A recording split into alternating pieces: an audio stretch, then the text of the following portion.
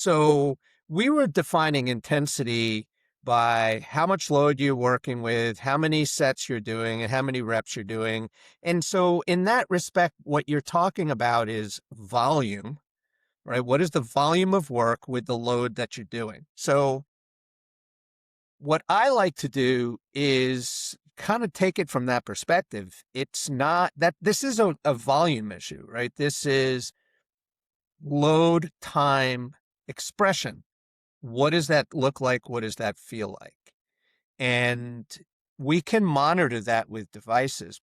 And in that respect, I think it's good to do that because it gives us an understanding of, okay, I'm able to produce force like this, but how long can I sustain it? And what happens after a while I'm doing it? In order to do that effectively, you need to test their strength on a regular basis so that you can adjust the weights accordingly.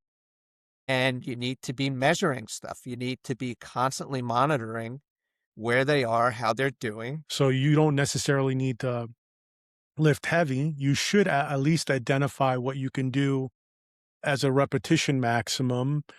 I recommend 3 to 5 rep maximum sometimes, as opposed to trying to go to 1 RM because of the risk of doing a 1 RM test, especially if you're doing this on your own. A 10 RM, I think we've discussed this in a previous episode, the margin of error goes up because fitness changes day to day, guys. That's why you want to have a simple decision tree that we're just going to talk about here.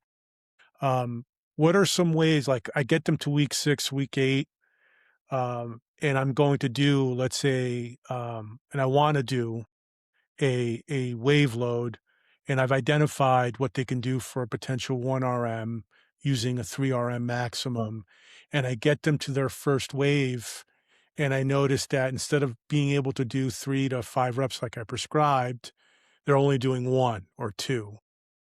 So what do I do there?